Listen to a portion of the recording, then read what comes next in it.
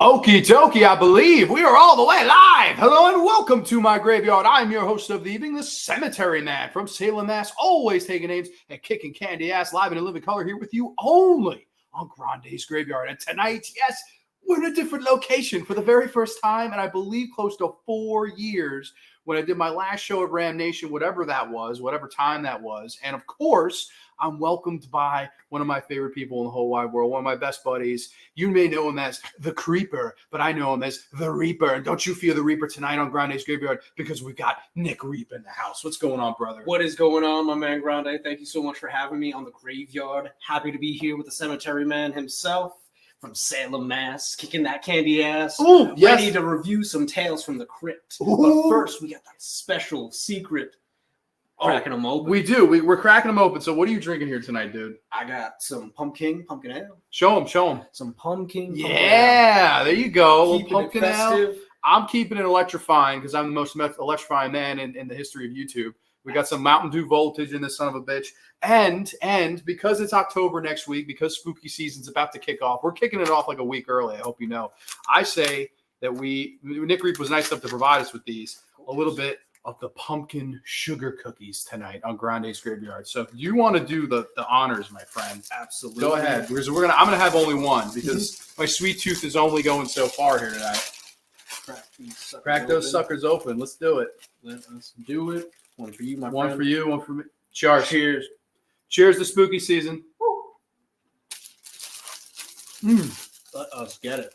Dude, these are so good. Really chewy. Undercooked. Perfect. Raw. Raw. Got a little raw. I gotta wash it down now. Hold on. All right.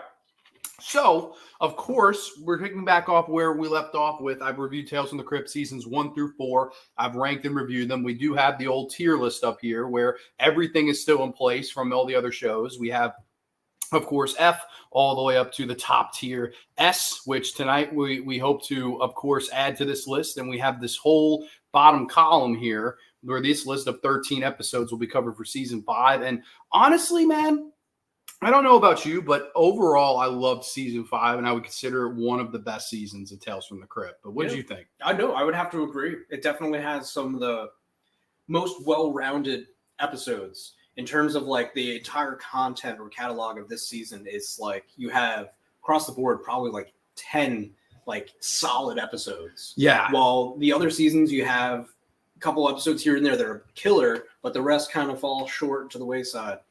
So I think great. Yeah, no, and I'm like, I was going through show prep this week, and I was just having a blast with this show. And it's a shame because season 6 I'm not as familiar with. Like I think I've seen season 6, and season 7 I have not seen any of them. So when we get there, that's going to be a completely new walk in the park for me. I've heard nothing but bad about season 7 because that's, of course, when the UK like took over the show, and everyone says it got cheap and it got bad, it got stale. So that's unfortunate. But tonight on Grande's Graveyard, we're talking about season 5, which next to season 2 has got to be my favorite season of the show. So I'm very excited. Let's welcome you all, though, into the Graveyard House. Of course, Cinephile Sanity TV, Sean Blue is in the heezy. Hey, what's up, Grande and everyone? I can only catch the beginning of the stream tonight, and I will have to come back to it tomorrow for the replay because I'm going to be on someone else's channel tonight. Dude, I appreciate you dropping the comment. Thank you so much for dropping by. Oh, and dude, congratulations to your Phillies. I mean, I'm happy they didn't clinch in Citi Field selfishly, but I knew they were going to clinch the division. It was only a matter of time. It's better they did it in Philly. We got Double H. Speaking of baseball, hey, Double G. I'll be at the Dodgers game tonight. I'll catch the replay faux show. Ciao. Let's hope there's no triple plays on your asses because that was a pretty brutal way to lose a baseball game. But, man, I hope all is well with you, Double H. It's good to see your name. We have Matteo Appendino in the house. Ciao, Grande. Tons of fun last week, man. Tonight I have a poker game. I'll catch it later. Have a blast with Nick only on the Graveyard. Matteo, dude, we had so much fun last week. Thank you so much for the comment. I appreciate that. Miss C's in the house. Ciao, Grande, Graveyardian friends. Hi, Miss C. Hope all is well with you. People saying hi to one another. Slasher Fred, as the Crypt Keeper would say, welcome back, boils and ghouls. I don't do it. Yeah, that's a good Crypt Keeper laugh. I don't do the Crypt Keeper good at all. But no, hey, Slasher Fred. Different setting tonight. Dark, creepy, spooky lighting. I like it. Yeah, you know, Reip was nice enough to have us over. So thank to Nick Reip here. Thank this guy. Thank you for coming, my man. Thank you for having me. It's just a little bit different. I don't know, something different than my boring yellow Spooky. wall. we're keeping it spooky for spooky season. I hope y'all are ready. So without further ado, I say we dive right into this son of a bitch. And of course, we started off with a fan favorite, of course, from season number 5. This is season 5, episode number 1. This is Death of Some Salesman. A conniving con man posing as a salesman gets more than he bargained for when he comes knocking on the door of the wrong family. Yes, season 5, episode 1, Death of Some Salesman. Now, of course, this is an infamous Tales from the Crypt for one reason and one reason only. Of course, you have Tim Curry playing not one, not two, but 3 different roles. And Ed Begley Jr. plays this like sleazy salesman who will fuck his clients in order to get, their money and stuff like that. He even at one point visits Yvonne DiCarlo, horror legend in herself, of course, Mrs. Munster, for those of you keeping score at home. And he rips her off and then basically knocks on the door of the wrong family. And the entire family is played by Tim Curry in the vein of like the Clumps of Nutty Professor. Like they're all him. I don't know about you, man, but I love this fucking episode. I love it too, dude. It's the first episode of the season, but you started off so hot and steamy with a fresh sex scene with Ed Begley Jr. Yeah, that's how you open a season. Open the season with a steamy sex scene, and I love the line that he gives right at the end where he's leaving in the morning, and she's like, "Oh, where are you going?" And he's like, "Oh, well, that was last night, and this is now. The deal's over, sorry." But she was like, "Oh, but you said you loved me," and he was like, "That's just good salesmanship," and walks out the door. No remorse, no care in the world, looking for his next con that he's going to screw over, which leads him to Tim Curry's house. I think it was such an interesting start to this season. Yes, and like a show that's all about just desserts, right? And, the perfect setup. Ed Begley Jr. plays a great asshole, great salesman. Just you want this guy to get what he has coming to him. Lies, screws this beautiful woman over. He gets his candle wax in the process. He gets his money. He's ripping off people left and right. And then, of course, Tim Curry plays like the father, the pa character, which is just your overprotective pa with overalls, very like farmer like. The mother, who's the very like I guess den mother type, and then the most important, the daughter character who basically thinks she's in love with, of course, Ed Begley Jr. and asks basically to, wed her. And they ultimately have a sex scene in this episode, which I thought was the most disturbing thing of this entire season. The most disturbing thing I've probably ever seen. But simultaneously a phenomenal performance from Tim Curry to just be playing a woman that is having sex with this man, and the facial expressions he's making was just out of this world. It's just insane. You don't know disturbing until you see Tim Curry and Ed Begley Jr. have sex with each other. Like I was watching this, and I had seen it before, but I was watching it in my living room with the blinds open, and like the scene where they're having sex and Tim Curry's moaning like a woman. It gets pretty fucked up. And I'm sitting there, I'm like, I feel uncomfortable having my blinds open. Like, you would thought I was watching like some real explicit shit. And then no, just watching Tim Curry fully clothed, but in like a fat suit and just moaning like a woman. And Ed Begley Jr.'s like, "Oh, how'd you do that?" And she's that like, was the best sex I've ever had. Yeah. And he says something to her like, she goes, "Oh, I haven't bathed in 2 months." And he goes, that's fine. It makes you really earthy. It's very earthy. What's that perfume? Yes. It is just phenomenal performances. Tim Curry, Ed Begley Jr.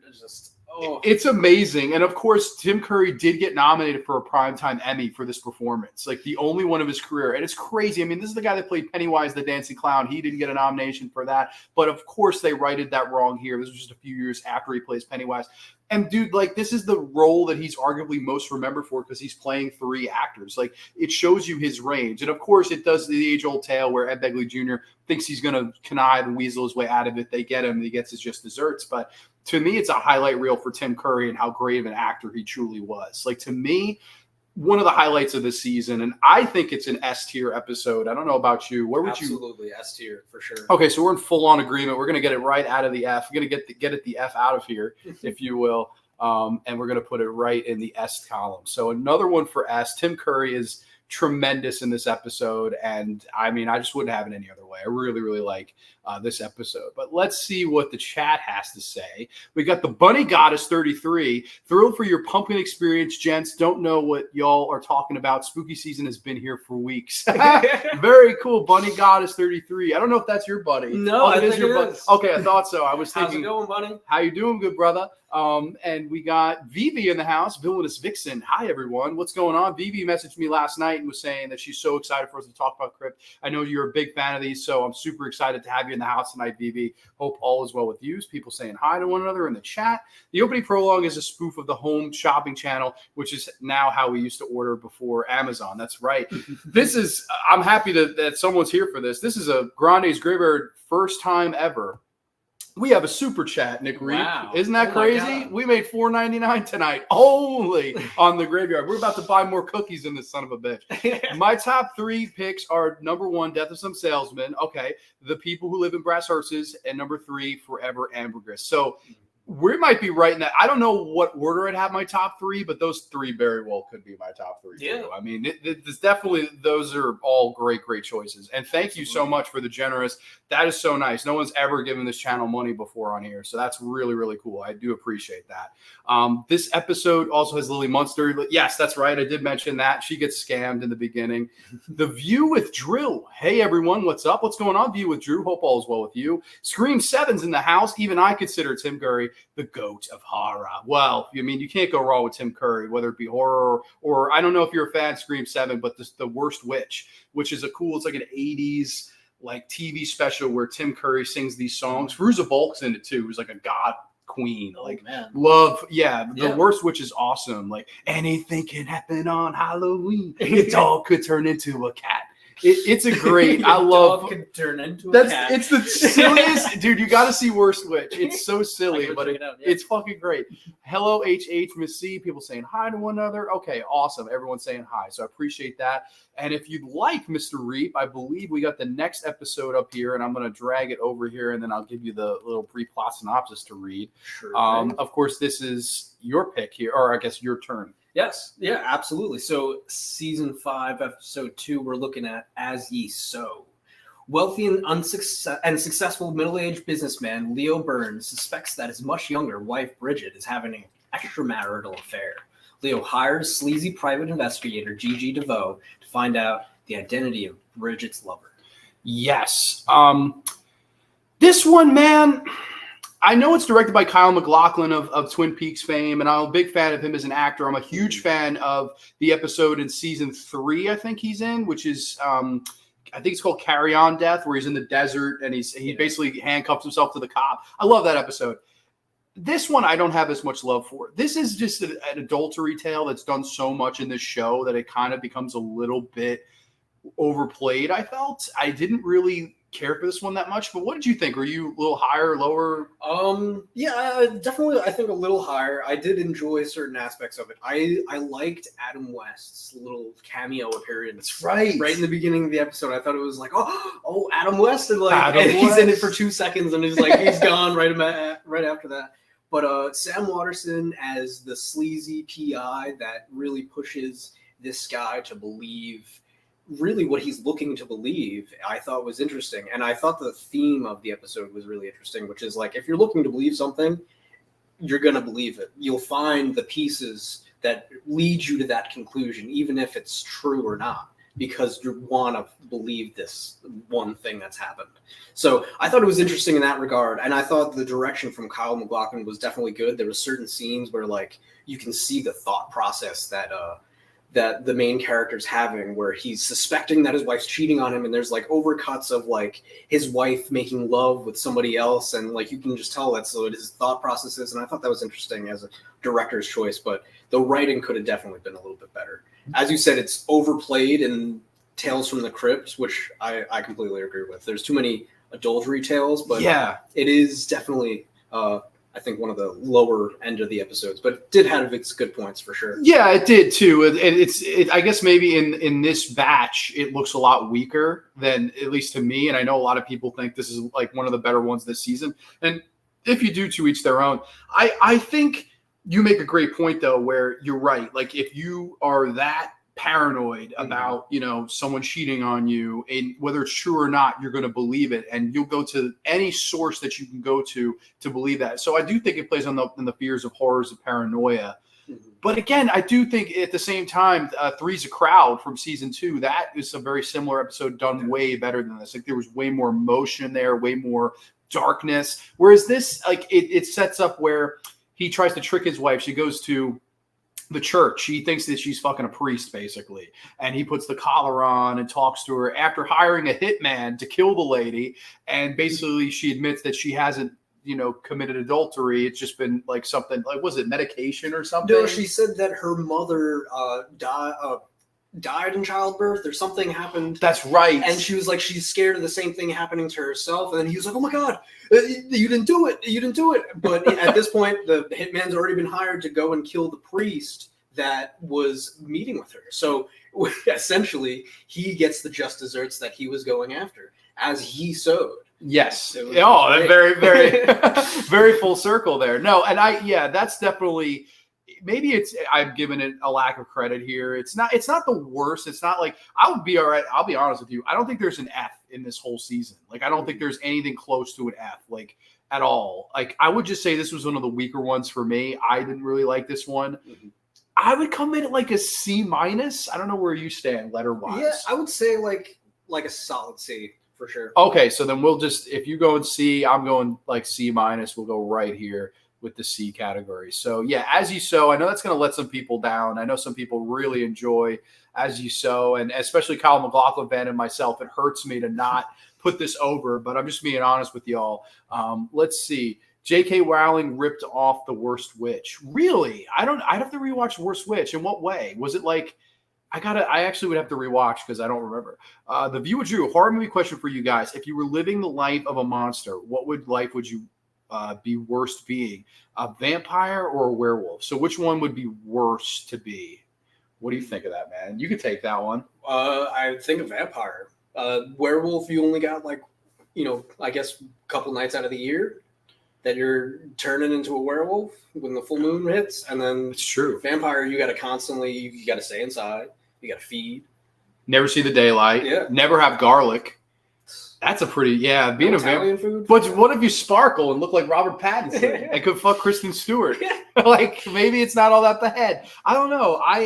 But you're right. I mean, how many possible days in a year could you actually be the werewolf? It has to be a full moon. Mm-hmm.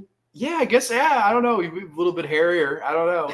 I will actually go with him. I'll go with a werewolf. I think would be a lot better, and I think it would be worse to be a vampire. Way more work, I guess. But I mean, I guess it's a cost of being sexy. Anthony Chobot does pop cultures and openings. What's going on, buddy? How are you, buddy? By the way, I'm up to 2002 in my memoirs. Anthony, I hope all's well with you, man. Good to see you as always. I'm hoping any Florida Graveyardian friends are staying safe tonight. Absolutely. I know the hurricane's coming to smash Florida right now.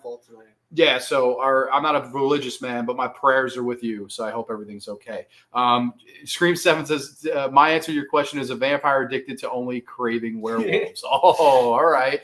You're going deep on that one. Let's see. The episode came out the same year series Frasier, and the Crypt Keeper plays a radio psychiatrist in the beginning. That's right. Yes. Okay. Bunny Goddess 33. In the 90s, the real horror is a broken family. Okay, a little deep there. I like it.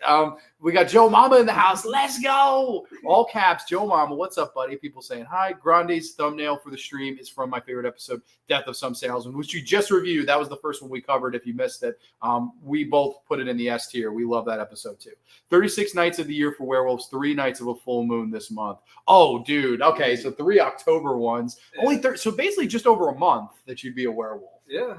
That's not bad. Not bad. You get to live normal life outside of that, pretty much. Yeah, that's not that bad, dude. I don't know. I think the vampires have it way worse, man. Season 5 is probably the last season I've watched in its entirety. I would agree with that. I have not seen all of season 6, and I don't think I've seen one episode of season 7. So VV, when we do season 6, it'll definitely be fun. If you ever want to come on, VV, we should totally have you on. Maybe we'll do season 6 together. That'd be really cool somewhere down the road. That was already start.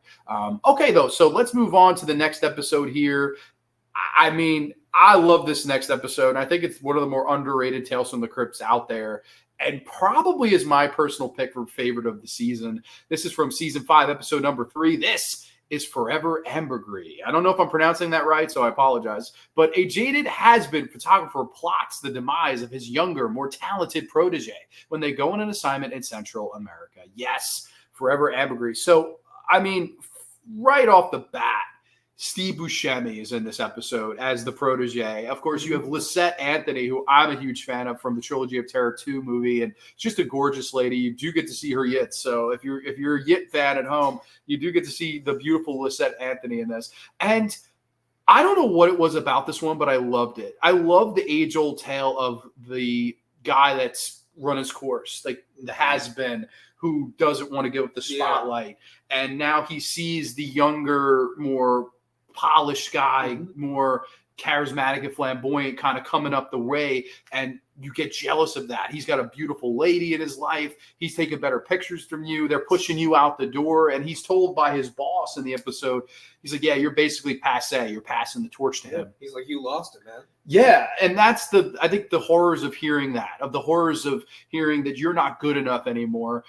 I thought that was a really good template to start. And then, of course, from there, where will you go to get back what you are going to lose ultimately? And I don't know, man. This was my favorite episode of the season, but what did you think of this one? Yeah, no, I loved it. I thought it was great as well. Just the whole plot from like the has-been plotting against the young guy. And at first it didn't even start off like that. It was like, he's like, I just need to get back into my game. I need back in my element. And then the young guy's like, come over, come meet my wife. Bad idea. Yeah, bad idea. And then like they're having dinner and he's like, come dance with my wife. I got to go to the bathroom. And then clearly he's like, what are you doing with this guy? And she's like, I love this guy. I worship him and he worships you. So I want nothing to do with you. Just make sure you take care of him. So they go out on this expedition and he sets him up for failure. He takes the hit that he can take and tries to reclaim whatever he can from this guy's life. And it's messed up. The way it's done is so insanely like gory and graphic. And you didn't see this stuff on syndicated television at this time. I mean, this is 1993. The gore and makeup effects in this episode may be the best it is in any episode of Tales from the Crypt. And I know that my good buddy Will McDevitt, Dr. Howdy, he was messaging me earlier in the week, and he was telling me about this episode. He had a big book. It was like a coffee table size book of Tales from the Crypt, and this was listed as the most gory episode. Of course, yeah. And you could see why when you see it, because the first half of it, you're like, where's the gore?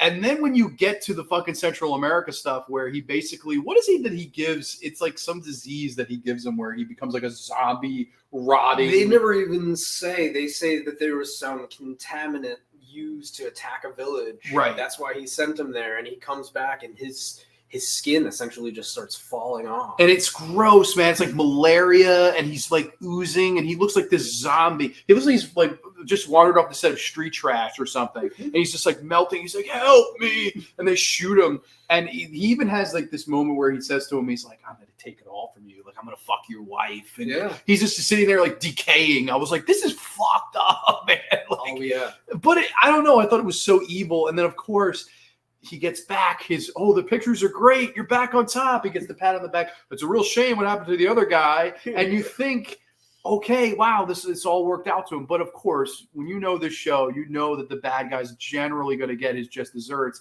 And sure enough, he gets to Lisette Anthony. And as they're having sex, I guess she has contracted. He sent her back the virus somehow. Yeah. So, like, what the fuck was the ending of this, man? The ending was wild. Oh my god. She essentially said she received a letter from somebody in the platoon that hated the Dalton, the guy. Yes. The up and coming not the up and coming. Dalton character. Dalton. So Dalton. She gets sent this letter from about Dalton telling him everything that happened. She's like, I don't believe it. So she also gets sent something from her late husband. Yes. Who had some contaminant like sample, and she decides from earlier in the episode they smoked a joint, and then she decides, okay, let me roll this up into a joint. So as they're later having sex, she decides to tell him, we just smoked everything that he has, so we both have it now. We might as well just enjoy ourselves. As her skin slowly starts to just peel off and blood is everywhere, he throws her off in like just grotesque like body, and his nose comes off. He gets to the mirror and his nose falls off, and he's like, "Oh my god!" And that's it. Yeah, he's screaming in the mirror, and like to a nicer guy, it couldn't happen. You stole all these things. And Steve Buscemi, I think, is a really good baby face in the episode because he's like, really, I respect you, I trust you with my life. Like, so he's innocent. maybe too trusting, I guess, and that ultimately leads to his downfall, which is sad because you see he was a good guy and he did look up to this guy as a master or as a student teacher relationship. And when the teacher gets jealous of the student, all shit hits the fan in this episode. And man, from a gore standpoint, from a storytelling standpoint, the acting is tremendous. I do want to get the lead actor's name because I do forget it off the top of my head. Forgive me, Graveyardian folks. It's Roger Daltrey, I guess, as Dalton. So he does a really good job in this. I'm actually not as familiar with as much of Roger Daltrey's filmography, but I thought he did a really good job. He does. Yeah, no, I'd have to look up his filmography, but he does do a really good job in this episode. To me, it's a slam dunk S, and it's my favorite of the season. Yeah, no, I'd have to agree.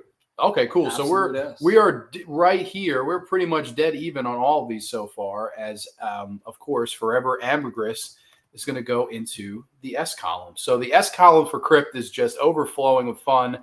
And this next one, it seems to be a episode that a lot of people hate, but I'm curious to hear your thoughts on this one, of course, if you want to introduce it for us. Absolutely. So season 5, episode 4 is Food for Thought. A psychic clown and part-time cook who abuses his assistant and wife learns that she is having an affair with a fire eater and plans to run off with him. So you have this mind-controlling clown, Zambini, played by Ernie Hudson. And he is absolutely terrorizing this woman, abusing her, reading her mind, and trying to control her in every aspect. She plans to run away and leave him forever with the fire eater, Johnny. When Zambini learns of this plan, he decides, I'm going to light this fire eater on fire. I'm going to light this motherfucker up. So he douses him in gasoline, lights him up, all to be witnessed by the man-eating gorilla. Yeah, oh, that's right. Yeah, this is the ending. When we get to the ending, I don't know what the fuck happened, really. Like, I don't know if I could explain it to you. But, of course, I love Ernie Hudson. Ernie Hudson is, of course, Ghostbusters and Leviathan, and I just love Ernie Hudson. So it's cool to see him be the lead. Unfortunately, he's just an asshole in this episode. Like, he's a very mentally and physically abusive to his significant other in this. He has weird, like, mind control, I guess. Yeah. So I don't know if it said it in the synopsis, but the whole backdrop is they're all carnies. Yeah. So his wife's the assistant. He's the mind reading clown. You have the man eating gorilla, the fire eater that can breathe fire. You have all these different... The conjoined twins. They're conjoined at the Yitz. Yes, which we get a scene of. Yeah, that's true. Very interesting. And you have all these, deformed people that are part of the carnival. And it's such an interesting backdrop for an episode, but I understand the distaste for it because Ernie Hudson, he does a phenomenal job of playing the character. He does. But he's just abhorrent, like just terrible. Like everything about him is like, oh my God, why is this guy like running the show for a carnival? But yeah, he's heartless. And like, I think it's just very odd, this episode, that it's structured. Like, I like the setting. Mm-hmm. I like meeting these characters. But, obviously he's this big tyrant, and you spend a little too much time, I think, on him being a tyrant. I would have liked to meet these people a little bit more. Exactly. Like, you have, I forget his name. He's in Land of the Dead. He's a little actor. He's really good in it. And, of course, you have the conjoined twins. You have some interesting scenes where he's, like, pretending to eat his significant other's pussy, but he's, like, licking a plate. And he's like, this is going to be us later. I'm like, what the fuck? Yeah. I'm like, this is just like uncomfortable in some ways. And then the whole thing with the gorilla, I didn't really understand. Like, I don't understand the ending of this episode at all. Yeah. I mean, I rewatched it recently. I could explain it.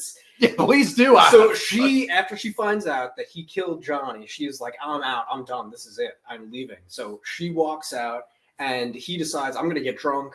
And then he tries to call out to her through his mental connection to her and hears a voice respond and just like, oh, I'm right here. I'm here. I'm going to come. And then the gorilla busts through the window. And it turns out the gorilla was the one communicating with him this time.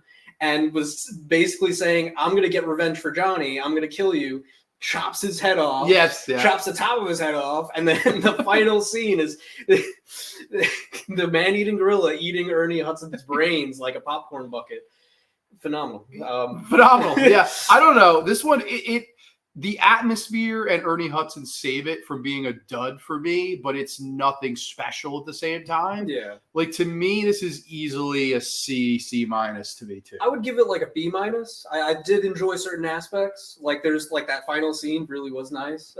Yeah. But outside of that, it did lack a lot of more cohesiveness outside of just plot development for Ernie Hudson's character himself. Okay, so fair enough. So, okay, I went C minus, he went B minus. So I guess the 2 minuses will make it a C plus. So we will take this one and boom, that is a C plus. We'll let you guys all see it here. Yeah, no, C plus for food for thought. It's kind of hated. It's considered to be one of the weakest of this season. I don't know if it's the bottom, but it's towards the bottom. Like it's one that it doesn't have as much special in it that the rest of these do. Let's see.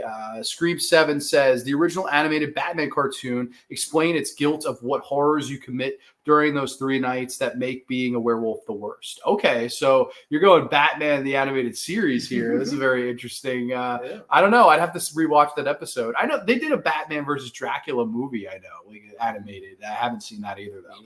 In the cable version, they sped up the intro to the show, and it was called HBO's Tales from the Crypt. Oh, okay, fair enough. Roger Daltrey was one of the members of the Who. Oh, there you go. Fucking, I didn't even know that. There you go. I love the Crypt Keeper segment as a dentist. That's right. I forget, like, I know the last episode he's doing the baseball commentary. It's Vince Scully. I thought that was great. That was so fun. A double beater. One of the classic movies that involved the vicious gorilla was Murders in the Rue Morgue, which is an awesome little movie for sure. Miss C, I haven't seen this, but taking a popular character actor playing heel sounds interesting. I would say he's the best thing in it. It's him, the setting, and like the ambiance, but it's just, I don't know. To me, it was like missing a little bit of something. I would have liked to have learned more about the characters. This one could have benefited from being longer, I think, to longer draw out the rest of these characters. And it's just kind of thrown together. Like she's like, all of a sudden, I love you, fire person. Yeah. And I'm like, it just felt so like out of nowhere. Flip of a coin. I love you. Like it was just too, I don't know. It's not the worst though. It really is not the worst. But the next episode here is going to be season 5, episode 5. And man, I got to always thank Dr. Howdy for introducing me to this episode when we talked about it on his channel on Spotify. So I can always share the link of that if people are interested. But this was one of his favorite. I think this is his favorite episode and one of my favorites of the season too. This is People Who Live in Brass Hearses, which is an excellent title, by the way. A hot-tempered convict with a butter addiction tries to get revenge with the help of his mentally challenged brother on the ice cream trucker who was responsible for his arrest. Unaware, the driver also has a dark secret too. I think when you're talking ensemble cast for this season, this might be the best episode. And I think Bill Paxton is the reason.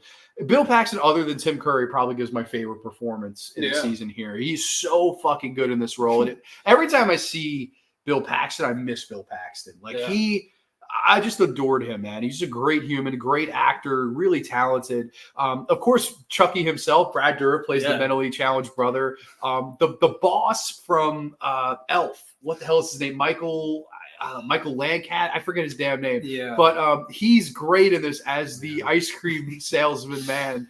And basically these 2 brothers, they're arguing all the time and they want to get some vengeance on this guy. And it is just one of the most batshit crazy episodes of Crypt, and I'm all here for it. But man, what did you think of People Who Live in Brass Hearses? Oh, man, I loved it. It was just so weird, so out there. The butter addiction, it's random. It's just so random, and it fits so well at the same time. Like he comes into this one scene, he's like, "Want some butter?"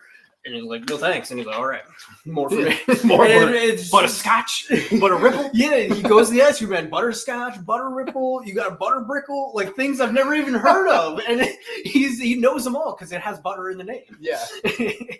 It's incredible. But I love Brad Dourif's performance too. I love Chucky has a special place in my heart. Of course. His performance was great, and seeing him decide to murder their old manager. Oh shit! That whole scene was so funny of them trying to hide this woman who's half alive from trying to get help. It was hilarious, but the twist was great. I never saw this twist coming. I don't know about you, but like it's well. First, I will say before we do get to the twist and the stuff like that, the scene where he goes to the ice cream truck, I think is one of my favorite scenes. There's just all these kids, and he for randomly like one of the little kid's like, "Hurry it up, butthead!" Hurry up, butthead! And he just smacks the shit out of this kid. And he's like, "Here, kid," and he's like, "You're an asshole, mister." Like I love that, and fucking. Michael Lerner, by the way, thank you, Slasher Fred. I knew it was Michael Lancaster. I don't know what I'm saying, but that scene's incredible and the dragging away. But the chemistry of Paxton and Dourif is so nice because you could get the sense that Bill Paxton is like a short fuse and he'll go off on a dime, and then he feels bad. He's like, "I'm sorry, you can have my ice cream." Like at one point he knocks. He's like, "Shut the fuck up!" And then the point where they go in to kill Michael Lerner. And fucking Brad Dourif, they're like, hold your hands up and give me the money. And Brad Dourif doesn't wait. He just shoots his fucking head off. Yeah. And he's like, "Why'd you do that, you retard?" She yells at him, which I'm sorry, political correctness, but it's okay. He yells at him. He's like, "What the hell are you doing?" And they just yell at each other. And then all of a sudden, Michael Lerner has a conjoined twin attached to his back. And that's the big twist of the episode. He shoots Bill Paxton's leg off and he's screaming and shit like that. Dude, I was fucking shocked. Yeah, I don't know about you, but didn't see it coming, but it made sense because like the way that this ice cream man's positioned in his truck, he's always in the front while also being in the back. He's always hunched. They're like joined at the ass too, which is hilarious. Joined at the yits in the previous episode. You gotta be joined. They were like, "Fuck you, we're joined him at the ass."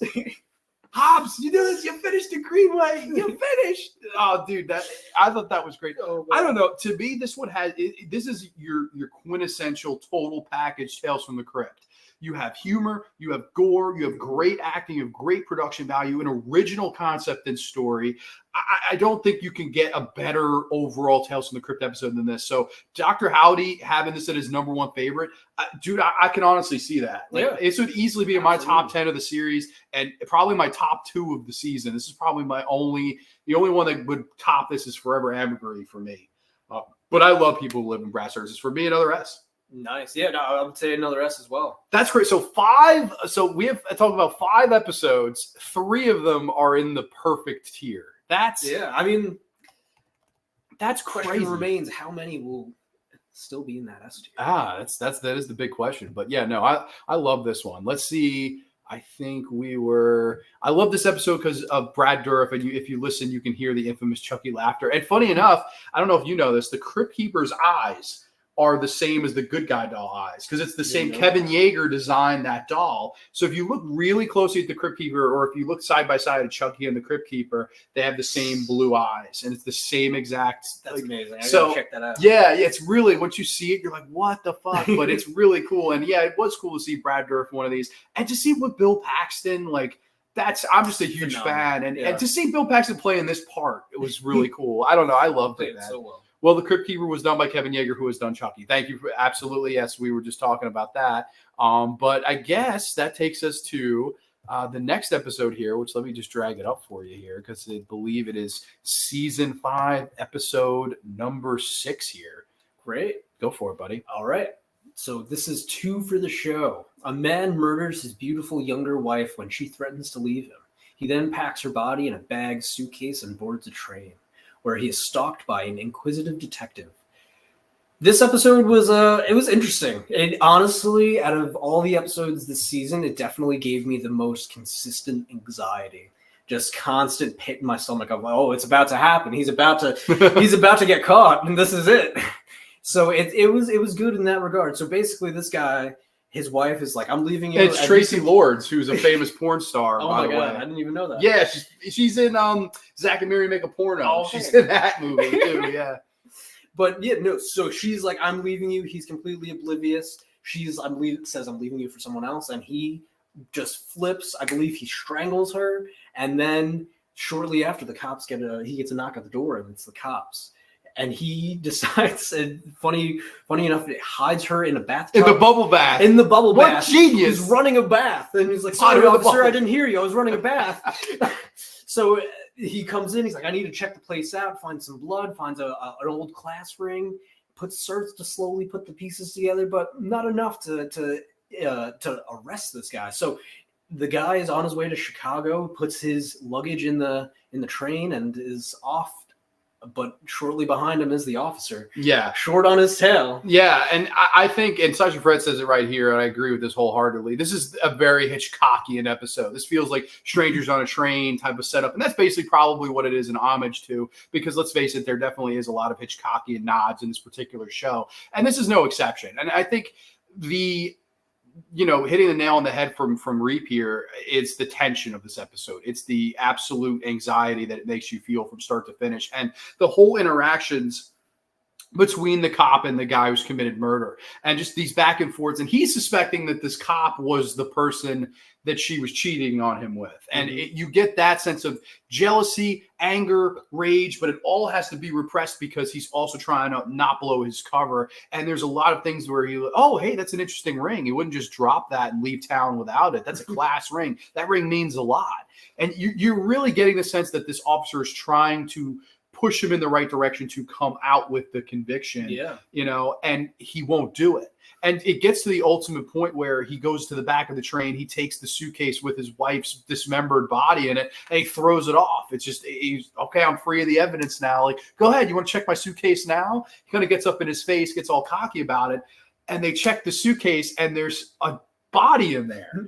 And we're thinking, okay, it's got to be his wife. Maybe he hallucinated the whole thing. And the guy says to him, like, you never left my sight. So maybe we're thinking, did he lose his mind?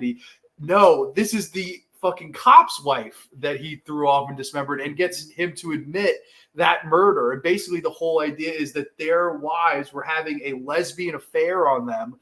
And this fucking cop was so clever, he got fucking this lead character to admit to the murders. Yes. I thought that was great. Framed him for the whole thing. It was so fucking smart, because the whole episode you're thinking, this cop, he's doing the right thing. He's trying to push this guy in the moral direction. He's even worse, in my opinion, because he's trying to get him to admit to not just one murder, but both. Yeah. No, I think he committed the murder even somehow even worse than the other guy. Like he felt like more justified than this other guy. Yeah. In doing what he did. That so much so to the point that I'm just going to pin it off on someone else and I'll move on with my life. And that's what he does. I believe at the end, he's just in the kitchen, literally like disposing of body parts. Yeah. And it's fucked up, man. Like he's like using the sink, like the drainer thing, and he's like putting arms in there. I was like, this guy is fucking crazy. But it was a brilliant way to trick somebody, like a brilliant way to get somebody to think, oh my God, and I do think it's the horrors of guilt eating you alive. And he ultimately, when he comes out, all right, I did it, and he admitted to something that he didn't do, was one of the two murders that he didn't do. And it's funny because the cop doesn't realize throughout the whole thing, even by the end, that he did really murder his wife. He's like, oh no, his wife boarded a plane this morning. She's fine. But bro, no, he killed his wife for real too. So I guess they both, one gets killed, the other one, goes to jail, I guess, and the other one actually does get away with it. So yeah, that's a very rare one where somebody does get away with it here. But I don't know if I'm going to the S tier, although a lot of people I do think would. This is a very strong A for me. Like very strong, like very much on the borderline. But it could be going into an S if this guy thinks so. Yeah, no, I would say like a B+. Okay, so I'm an A, Reip's at a B+. We'll bump it up with the plus to an A- for this particular episode. I don't know. I definitely think this is a really good one, though. I like this episode for sure. So this is 2 for the show coming in. I'm sorry, put in the wrong column. I'm so used to putting them in the S's at this point. They're all just bangers. Yeah, they're all just bangers, really. But okay, let's see. Next episode here is season 5, episode number 7. This one was their, of course, Halloween special episode. It debuted on Wednesday, October the 27th, of course. And that definitely was done on purposely, because this is definitely the more spooky. Like if I was to watch any of these from the season on Halloween night, it probably would be this one. This is season 5, episode 7, House of Horror. 3 pledges for a fraternity on probation run by a soft-spoken leader and his 2 sidekicks are visited by a beautiful young sorority gal who's looking for a frat to pledge her own sorority, ends up tagging along with the pledges to an abandoned house where the urban legend murder took place years before. Led by the obnoxious pledge master, the trio of pledges must enter the house, pass each test given to them, and the question is, will they survive the night? Yes, this is considered to be like one of the best Tales from the Crypt episodes. I don't know if I'm in that ballpark. Yeah. It feels very Night of the Creeps to me, like the ambiance, the look of it, the feel, the spooky vibes. It's very October. It's very Halloween night feeling. But I don't know about the rest of it. Like, I don't know if it ever quite kicks it into that second gear. But what do you think about this one, man? Yeah, no, I feel like it lacked something that the other episodes had. Like, the plot didn't feel as interesting. It didn't feel like it was...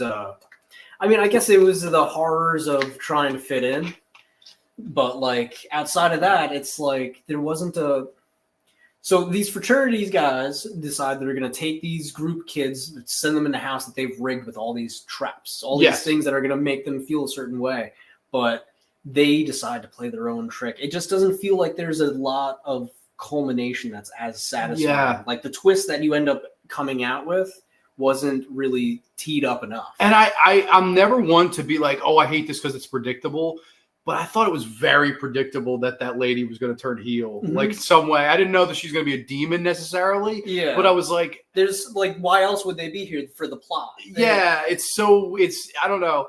I wanted to be scared with this one. Like, I wanted this one to be really creepy, atmospheric. And I know, of course, people remember the one with, it's season 2. I forget the fucking name of it. I think it's something similar to like this. It's Morton Downey, and he goes into the house. It's like House of Terror or House of Death or something. I forget the fucking name of it. But that episode, I think, got the scares a little bit better than this one does. Whereas, like, you'll enter the house and they'll do a couple gags and they're set up. But a lot of the horror we really don't see until the very end. We see the pledge masters, they're turned all these like demons and they're like, oh, we're going to have frat boys for dinner. And the lead like asshole is Kevin Dillon, who I really like. He was in the Blob I really like Kevin Dillon. He's fine here.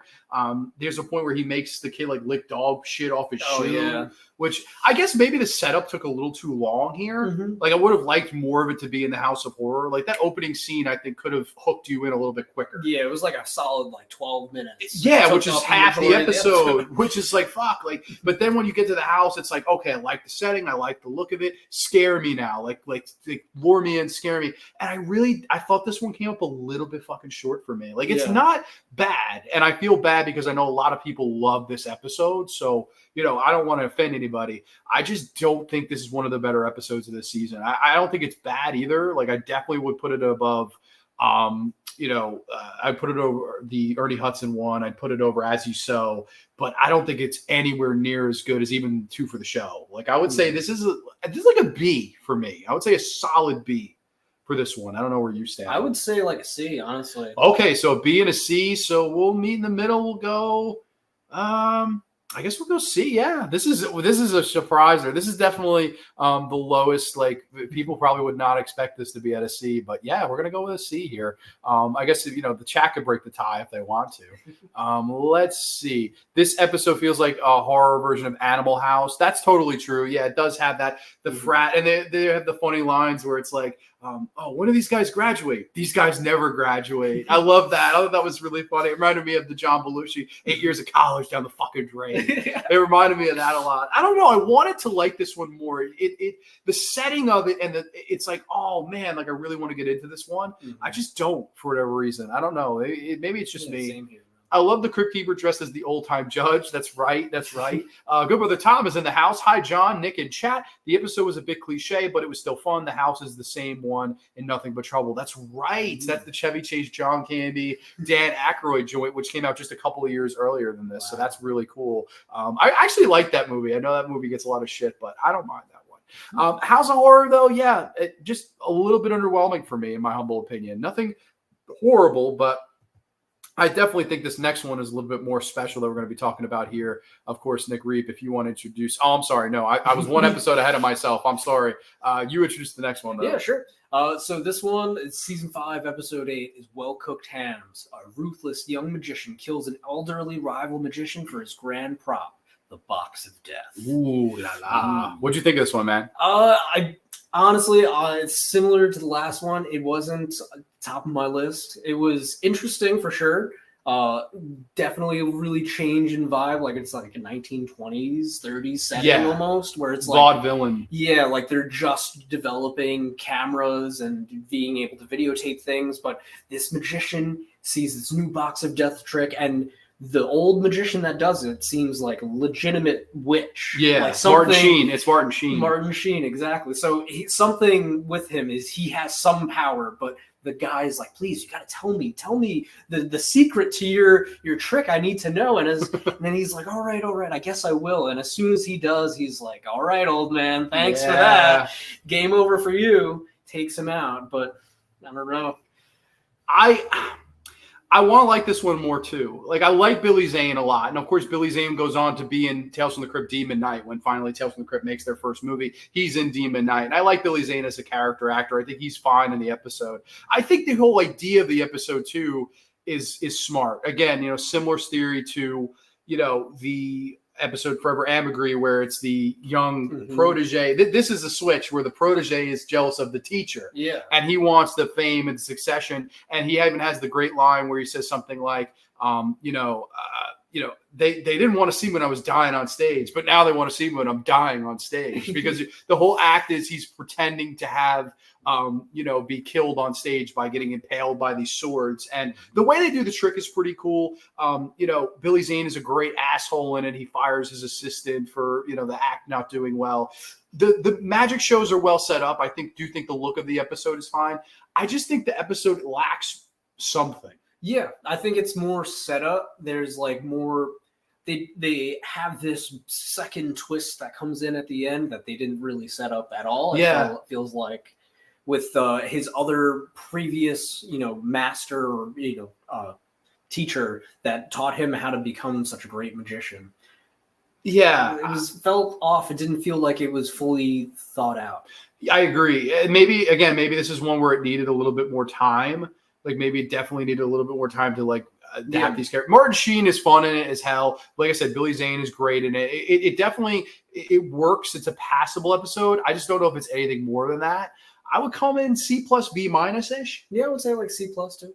Okay, so we'll go with a C as well. So people are going to hate us for putting House of Horrors and this at the same. Yeah. But actually, no, I feel like this would be more like a D for me. A D? Okay. Yeah. So I said C. What did I say? C-. So if it's a C- and a D for you, then it goes to the D. Sorry to change my answer. That's okay. Hey, man, that's fine. The D column was getting a little skinny there anyway, so no worries. But this one falls to a D after we've talked ourselves into it. Let's see. It's better than a C, though. No doubt. I definitely think we're in the minor. A lot of people would have it as an S. I just don't. I don't know. For whatever reason, House of Horrors doesn't hit for me this like it does for most people. I don't know. Professor Strangefinger. That's a first-time name in Grande's Graveyard. I was lucky 13. Okay. I don't know. What do you mean 13? Hey, horror buffs. Hey, Professor Strangefinger. Hope all's well with you. The House of Horror comic book cover feels like a poster of a slasher movie. I'll have to see that. I don't know.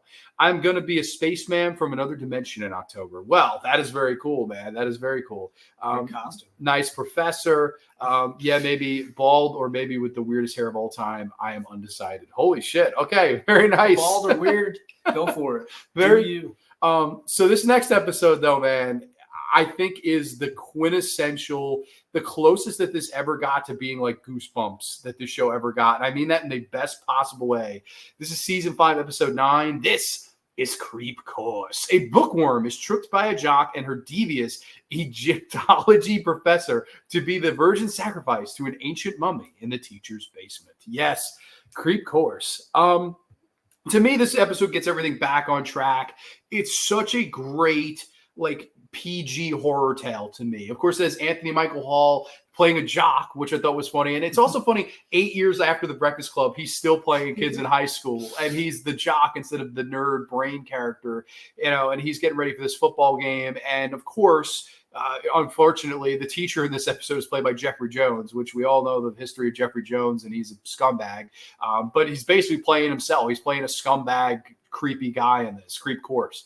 And of course, Anthony Michael Hall, he's scared he's going to fail the test, and he goes to this nerdy girl in the class who I found cute. I know we both found her attractive. So cute lady. And basically at first he's like, hey, can you help me study? And then it gets a little bit more devious from there. He goes, hey, why don't you go down, to his house? He'll show you, around his nerdy stuff. And while that happens, I'll go and I'll break it and I'll get the test scores. And man, I don't know. I sort of love this one. I thought this was such a fucking great episode. Yeah. What did you think? I know, definitely, personally, my favorite out of the season. Oh, okay. I didn't know this was your favorite. This for sure, because it's like you said, it has that Goosebumps feel. It has that like high school, like, okay, I need help with the test. Like, help me out, and let's break into the teacher's house. We'll get that test, and we can both just cheat on it. And just completely takes a left turn with this Egyptology professor being off his rocker, fucking crazy, and eliciting the help of this jock who really is like just a complete idiot throughout the entire season, throughout the entire episode. He doesn't realize how this Egyptology professor is like screwing him over, forces him to drink the embalming juice. That's right. That forces him, it dissolves his internal organs till they leak out of his ass and mouth, as Jeffrey Jones described his character. And he's like drinking. He's like, hey, you got to make sure you watch when you pour. I thought that was funny. I thought this one, it was really cool too on like the whole high school element of it too, because she is this nerdy lady. She's cute, but she's very buttoned up. She has the glasses, like she's hiding behind her nerdy persona, if you will, but she does have a thing for Anthony Michael Hall, and that's basically what gets her into this bad situation. And you see good things, or good people sometimes can fall into some bad things with some bad people, and she gets herself in this situation where she's locked in a tomb with this fucking mummy, and she has to convince the mummy that she's this like ancient queen. And it believes her, and basically by the end, Jeffrey Jones kind of comes in there, and she's just like, hey, I'm the queen. You refer to me as the queen now. And they basically embalm Jeffrey Jones like as he's awake and stuff. Yeah, they use that tool to pull out the brains of the embalming patients or whatever. Oh my God, it was intense. But I thought the ending was interesting, where the last scene of this is basically her project is completed. Yes. And she asks, the cops are there and they're like, we have to ask you a question about your project. And she's like, did I get a good grade? And her project is just both her Egyptology professor and the jock mummified in coffins standing there. And it's almost as if she doesn't even remember. Yeah, I feel like maybe she's like part of the queen is in her mentality now. Exactly. Maybe that's what they were trying to do. But I loved that. I thought, and also if you hate Jeffrey Jones like everybody, it's nice to see what happens to him in this episode. It's like you cheer, you're like, fuck you, Jeffrey Jones. Like it's a great moment. I don't know. To me, like there's no other Crypt episode that has this vibe. Like this one, it is so Goosebumpsy, and I guess Goosebumps is right around the corner, right? Because this was 93. I want to say Goosebumps debuts in like 95, 96-ish. So it was right around the corner. I almost feel like one of the producers that saw Goosebumps saw this episode and went, holy shit, like we got to do this, but for a series. And it really works. I like all the actors. They're all like good. Like Jeffrey Jones plays a good scumbag. Anthony Michael Hall does the heel turn in it. Like he's like, I think you're really cute. And then boom, on a dime, he's just evil too. Oh man, yeah. And they have that evil like discussion. And at one point, I love when two evil people are talking and one finds the other one so despicable. Like at one point he's like, bro, like this is serious. Hands him the drink. He's like, shit, you're fucked up. I love when that happens between two evil people. Like, I don't know. I always love that. You just realize they're not on the same level, and it's like there's something wrong with you, man. Yeah. When the supervillain is like, we had that last week, Mateo with Blowout with the fucking John Lithgow, and they were like, bro, I don't want to be associated with you. You're fucking crazy. Like, I love that shit, man. I don't know. I really love this one though. I'm glad that you're with me on this, and I did not know this was your favorite of the season. season, but I'm so stoked that it is because this is without a doubt an S tier episode for me as well. Absolutely. I really, really have a good time with Creep Course. To me, very different episode from the rest of the series in a good way. Mm-hmm. Let's see.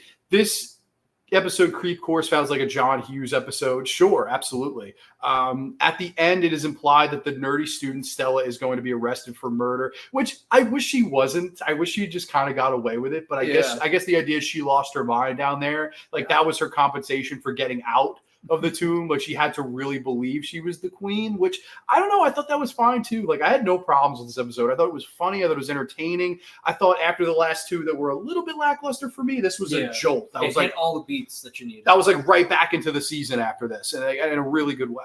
Oh God, I hate being trapped in human form.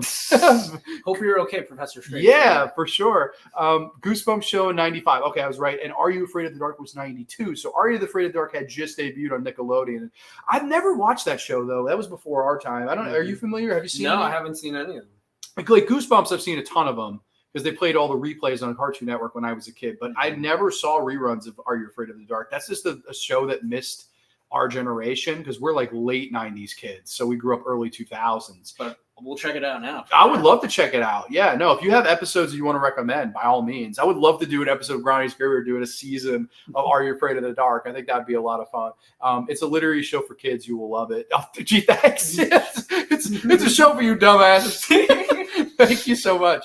But okay, where were we? I think we are on the next episode now, and I'll drag it up for you here. And I think we are, this one, Come the Dawn. Go for it, buddy. Came the Dawn. All right. Came the Dawn. A lecherous millionaire offers to lift a beautiful seductress in the middle of nowhere with horrific consequences. Ooh. Hell yeah. So this episode was interesting for sure. It starts off with a woman on a date. Very interesting scene. Like a giallo. She goes to the bathroom, and while she's in the bathroom, she's putting on makeup and reciting to herself, "It's so big," over and over again. And then somebody comes into the bathroom, turns the lights off, and she's like, "Please turn the lights back on, help, please." And then somebody opens the stall door and hacks away, kills her. Interesting opening to an episode, but from there, I don't know. I feel like it kind of falls off into obscurity.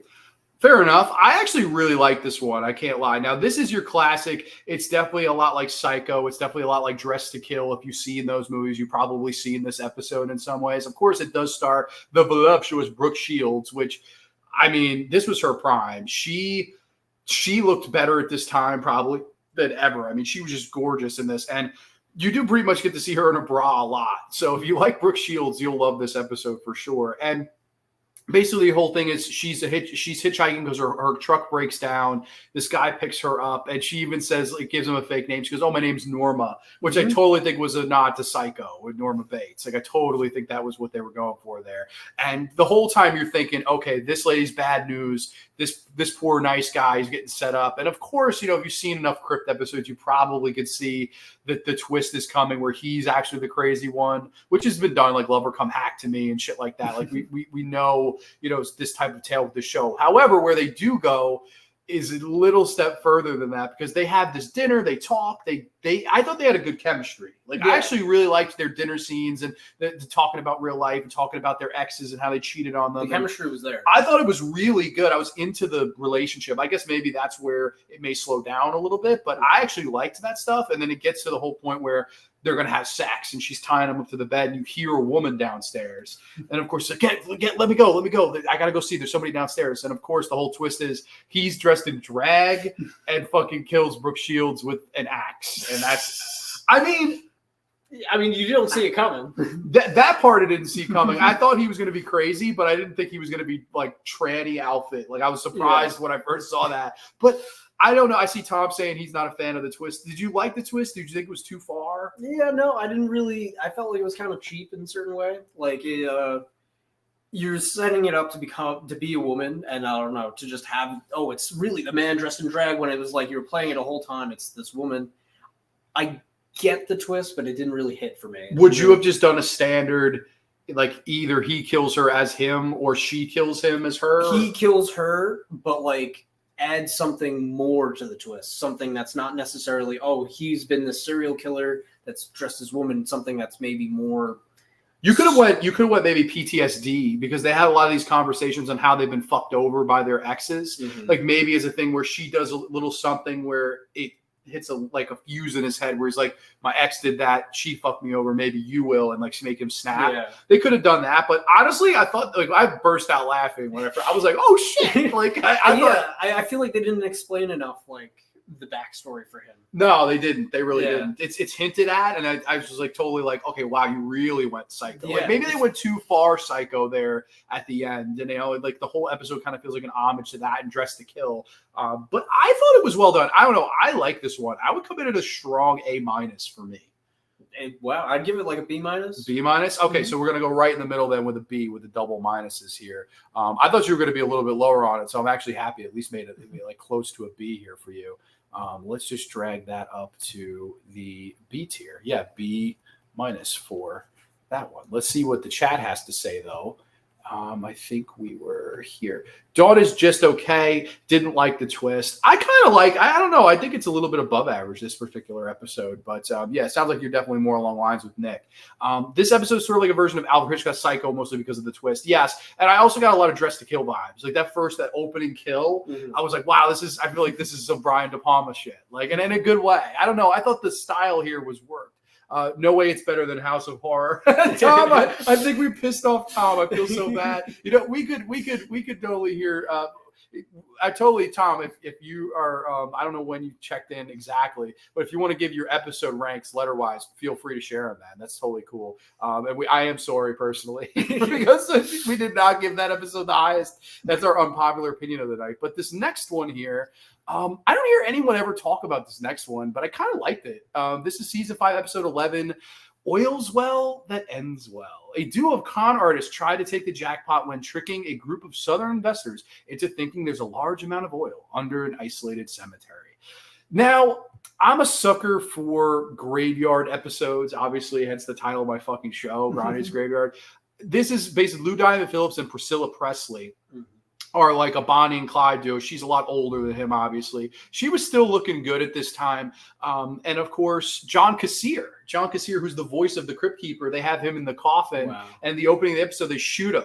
And I was like, oh shit, John Kassir, Didn't know that. Yeah, it's crazy. Well, at the end, he's like, oh, this actor is great. He's putting himself over. It's a fourth wall break. That completely went over my head. I loved that. I thought that was great. I was like, oh my God, John Kassir put himself over on an episode. I thought that was cool.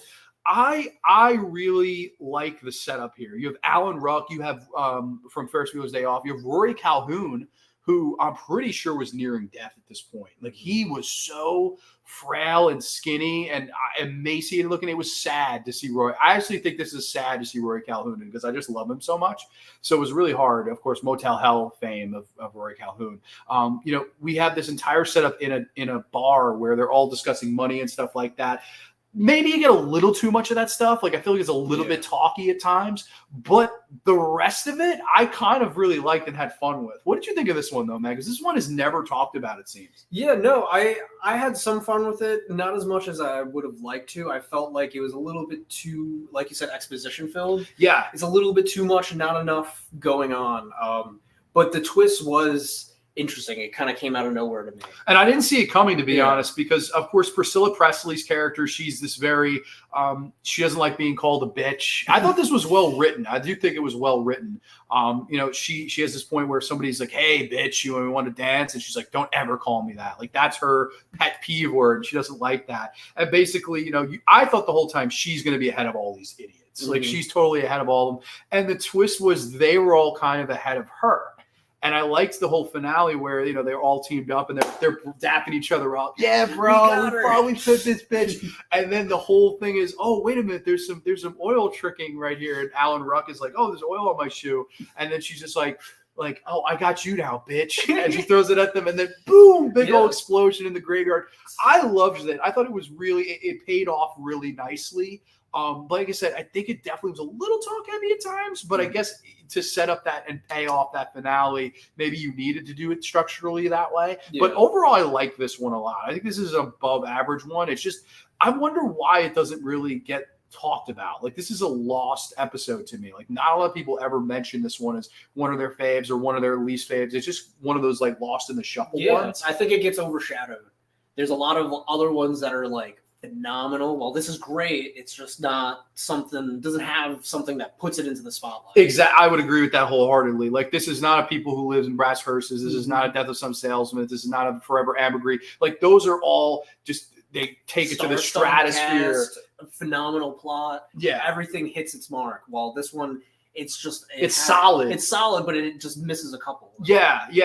But I would definitely say it's above average. I would go with a solid B+ here. Yeah, I would go with the same, honestly. B+. Okay, so we're gonna go B+ with this one. I hope we didn't. I said, don't let me down. I don't know what that means. I hope he's not like, that's an F. I hate it. Like, I don't know. So that goes to the B+ here. But let's see. This episode has Elvis's ex-wife Priscilla.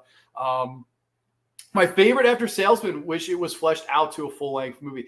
See, I actually think it could have been because it was so talky. Like, I honestly feel like the 25-minute, like, I guess, plateau for this, it needed a little bit more. For sure. And I do think you could have done a full-length movie with this. So that I could see for sure. I think this one could have, like, the time that Yellow got from season 3, this one maybe deserved a little bit more time like that. And then maybe a little bit more action. Maybe we would have got to see some Priscilla Presley action. Granted, her haircut in this episode is so shitty. Yeah, no, I didn't like it. What the fuck, man? She's like Lemonhead Priscilla Presley. I was like, Priscilla, what the fuck, what man? Did you do? She always had like these beehive hair, this voluptuous, like long hair. And in this episode, Lemonhead.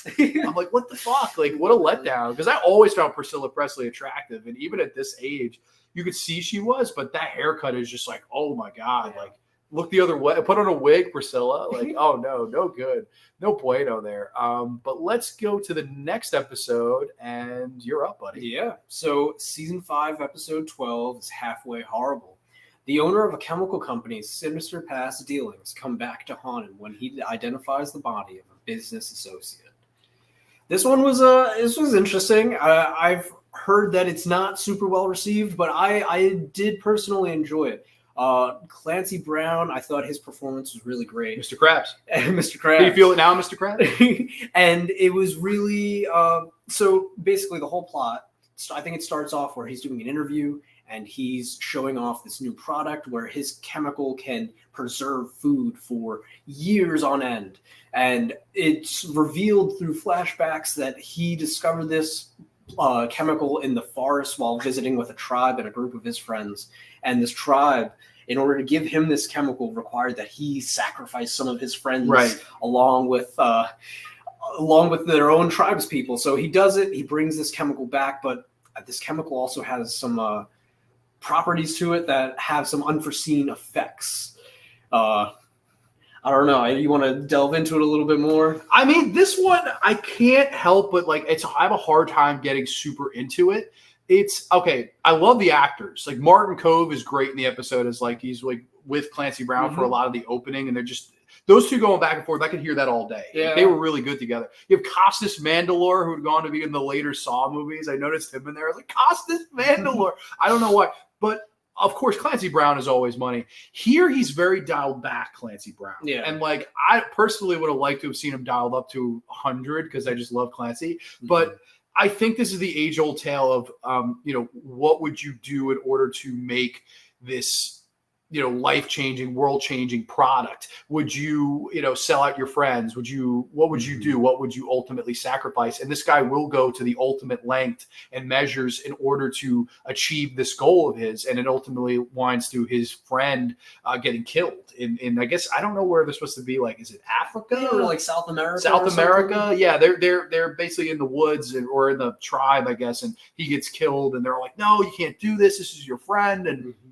he basically doesn't listen to him, and then basically karma comes to get him, and there's a whole thing where the right side of his face is decayed, and great effects. It was super interesting, that whole last scene where he calls in this like doctor, and he's like, "You need to help me," and he's like, "There's this half of me that is essentially has this evil half." That's essentially what this chemical does, is like splits your personality or your halves into two separate ones. So he had this doctor come in and kill his evil half. So the final scene of this episode is he calls up his assistant. He's like, I need you to bring 200 cc's of that chemical in. So he injects it into his evil half to preserve it. Yeah. It was weird. It was very weird. Yeah, I don't know. And I believe the doctor is played by Cheech Marin. Yes, that's what I wanted to make. Marin is in Cheech is of all people. Yeah, I don't know. I think this one just takes a tough time getting out of the blocks for me. Like, it's not the worst piece of shit, but it's definitely of this season. I could see why it's the lowest rated of any of these. Clancy's good. I think Martin Cove deserved to be a lead of one of these.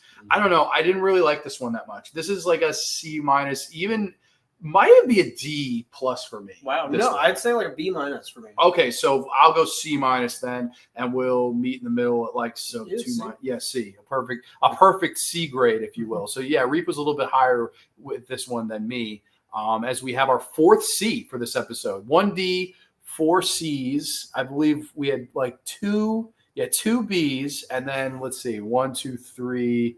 And I'm sorry, 1 A, and then a lot of S's. 1, 2, 3, 4 S's. So that brings us to the season finale, Nick Reip. That brings us to the season finale, of course, starring John Stamos. Well, actually, let's go back to the comments really quick here, because I do believe we have another person join us. Jackhammer, I believe that's Sean Stenick. Sean Stenick, welcome, man. Sean, always good to see you, man. Hope all's well. I love when the Crypt Reaper says shave and haircut 2 bits. Yeah. Let's see, people saying hi to one another. This episode also has Cheech Marin. Cheech is always the best. You gotta love Cheech Marin. Clancy Brown was the only good thing about this episode. Tired storyline. Yeah, I don't know. It just doesn't work to me. It's a weaker one. This season came out the same year as Tales from the Crypt Keeper. That's right, the animated show, which I do believe is on Amazon Prime for people that want to watch that. That's a decent little show too. But that brings us to the season finale here, which I was kind of underwhelmed by it. In an overall great season, I thought this was an underwhelming season finale. This is season 5, episode 13, Till Death Do We Part. A young gigolo and husband of a female mobster begins an affair with a nightclub waitress, and the 2 plots to overthrow the gangster. I mean, I was super underwhelmed by this one. How about you? No, me too. It was. I will say the twists were good.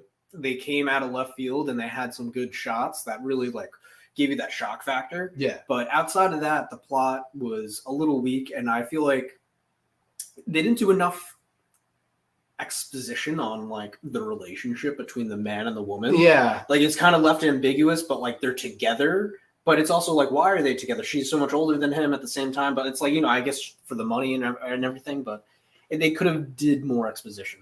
Yeah, and like I think that the setup is not the worst thing in the world, where John Stamos is a gigolo. He's a male gigolo. He's in love with this old woman. The old woman is, funny enough, and the only other episode I had this guy on, we reviewed the Jeepers Creepers movies. She's the fucking cat lady. Oh my God. That's the same actress from Jeepers Creepers who plays that ain't my scarecrow.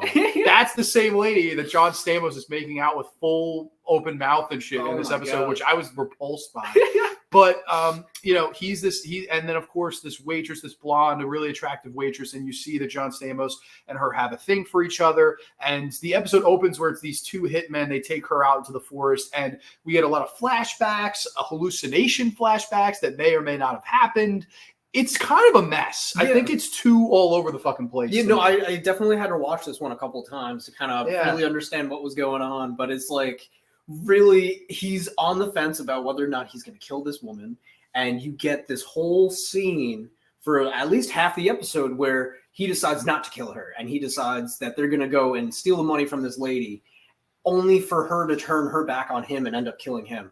And then out of nowhere, it just cuts directly to him shooting her in the head. And he decides in that moment, I'm going to actually kill her. And that whole plot line that they developed for pretty much the entire episode was just a hallucination, or maybe I don't know. Maybe it's a situation where they were trying to show you the fantasy of a gigolo that is with people they do not love, do not want to be with. They ultimately do it for the money because that's their job. But at the end of the day, it's the horrors of the desire you have in another woman, but you can't be together because your job ultimately isn't going to work out. But in his whole fantasy, like they robbed the old woman and were rich. So to me, that whole, I don't know if that's what they were going for, that's smart. But if your fantasy is about robbing her and taking all that money, then you don't have to be gigolo anymore. Then you're chilling. Yeah. I don't know. I thought this one was a mess. I really did. I don't mind John Stamos as an actor. And this was the time where Full House was had taken over the world, really. So it's pretty crazy that they would get him to do a role playing a male gigolo. He probably was so sick of playing Uncle Jesse and this G-rated fucking show where he was like, yeah, I'll fucking make out with an old lady, be on Tales from the Crypt. Why not? That's probably what his mentality was as an actor and a performer. I just don't think this one hits, man. This is close to being an F. I don't know if it is for me. I would say still like a D plus. Yeah, I would say like it's same D. D. Okay, so yeah, and it's, I don't know why they waited, to finish the season with this episode. Like all these bangers it's a little bit of a top heavy season, I suppose.